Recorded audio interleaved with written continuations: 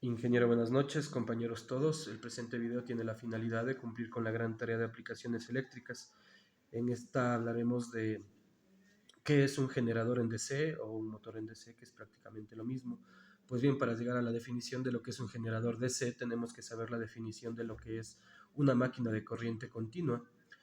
Pues si bien es cierto que un generador transforma energía mecánica en corriente continua, un motor transforma corriente continua en energía mecánica, ¿no? Eh, Partiendo desde este punto de que un motor en corriente continua pues tendrá siempre un colector, y mientras que un generador partiremos de que necesita un dínamo para su funcionamiento. Bueno, para esto vamos a hablar sobre los motores DC y generadores DC, perdón, qué datos vienen en la placa y qué significan, ¿no? La mayoría de las máquinas DC son semejantes a las máquinas AC, porque tienen voltajes y corriente AC dentro de ellas. La diferencia es, como les hablaba, el tema de que las máquinas en DC pues tienen un colector dentro, ¿no? Entonces estas son máquinas con colector. La máquina rotatoria, de más sencilla posible, consiste en una sola espiral de alambre que rota alrededor de un eje fijo. La parte rotante de la máquina se llama rotor, la parte estacionaria se denomina estator, y el campo magnético de la máquina es suministrado por los polos norte y sur magnéticos mostrados sobre el estator. Eh, Nótese que en esta figura eh, la espira del rotor yace en una ranura labrada en el núcleo de hierro del rotor con una forma curva en las caras polares. La reluctancia del aire es mucho mayor que la reluctancia del hierro en la máquina. Para minimizar la reluctancia del camino del flujo a través de la máquina, el flujo magnético debe tomar el camino más corto posible a través del aire entre la cara polar y la superficie del rotor.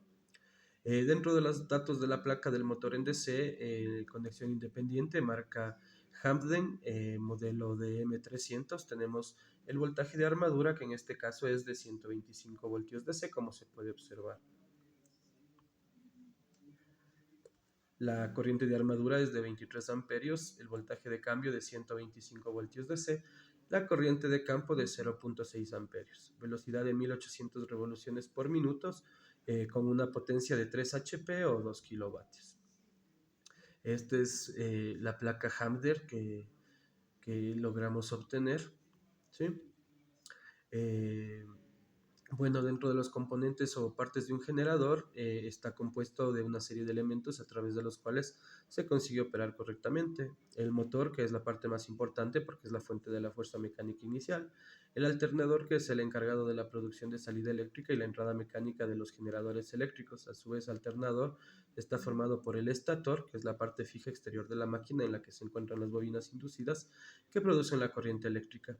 El rotor se trata del componente móvil que gira dentro del estator y provoca el campo magnético. El sistema de combustible, el regulador de voltaje que transforma el voltaje de corriente alterna en corriente continua. Sistemas de enfriamiento y escape, que se encarga de vigilar del generador eléctrico que no se sobrecaliente, ¿no?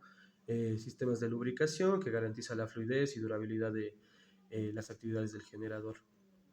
Dentro de los motores DC son accionados por una fuente de potencia DC, o a menos que se especifique otra cosa, ¿no? Se supone que el voltaje de entrada es constante, puesto que esta suposición simplifica el análisis de motores y la comparación entre los diferentes tipos de ellos. Existen 6 clases principales de motores, entre estos de la de conexión independiente, paralelo shunt como se le llama, conexión imán permanente, compuesta corta, compuesta larga y conexión serie, además de la independiente.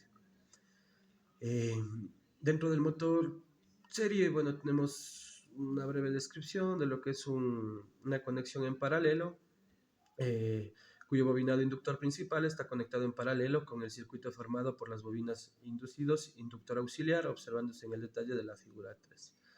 Eh, el motor de conexión imán permanente, tenemos también nuestra referencia, ¿no? Máquinas eléctricas, tercera edición, página 575, que nos dice que un motor DC de imán permanente es un motor DC cuyos polos están hechos de imanes permanentes. En algunas aplicaciones, los motores DC ofrecen muchos más beneficios que los motores DC en derivación. Sí, tenemos la compuesta corta, igualmente con su referencia. Se caracteriza por tener un par elevado de arranque sin peligro de desestabilizarse. Sí, el motor de conexión serie, su motor en serie está conformado por un devanado de la armadura y un devanado de la excitación inducido. Van conectados en serie, por lo tanto la corriente de excitación o el inductor es también de corriente del inducido absorbida por el motor. La potencia es casi siempre constante. Posibles partes que pueden fallar. Pues bueno, las fallas en las protecciones, fusibles y relés térmicos es lo que normalmente sucede, mientras que las escobillas sucias, perdón, o desgastadas, limpiar o reemplazarlas es lo que se acostumbra a hacer en este tipo de motores. Los cojinetes desgastados, cambiar los cojinetes, continuidad de la porta escobillas, cuando hay problemas de protecciones se disparan. Dentro del proceso de conmutación en las máquinas reales ocurren dos efectos muy importantes, los cuales son los siguientes. La reacción de la armadura, eh, que producen los conductores de armadura, eh, que produce el devanado del campo, perdón. La ecuación fundamental de la velocidad, la ecuación expuesta, indica que si se reduce el flujo del campo, en su denominador se originará un aumento de velocidad. El primer problema debido a la reacción del inducido es el desplazamiento del plano neutro.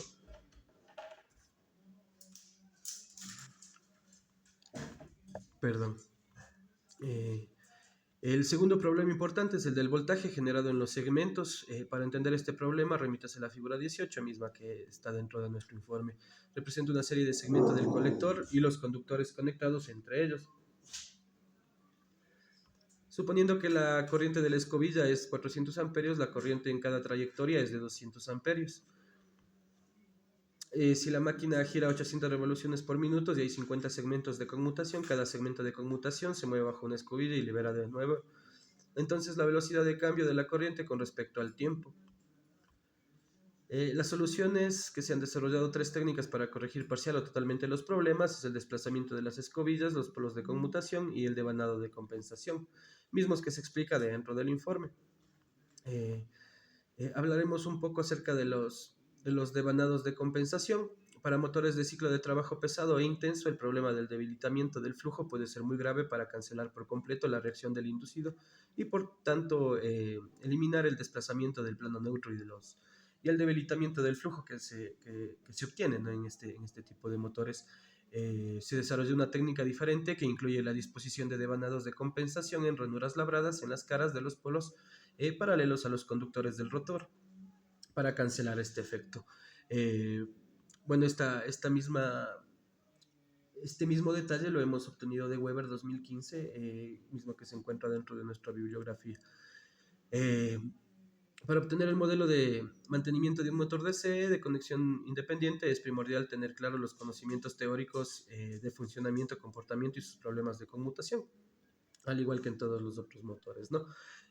Adicional a esto, es importante también realizar una prueba de aislamiento para saber cuál es el principio básico de nuestro rotor con respecto al estator y otros, ¿no?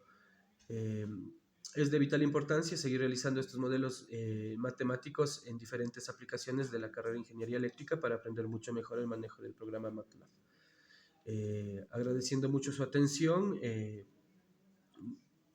me despido muy gentil.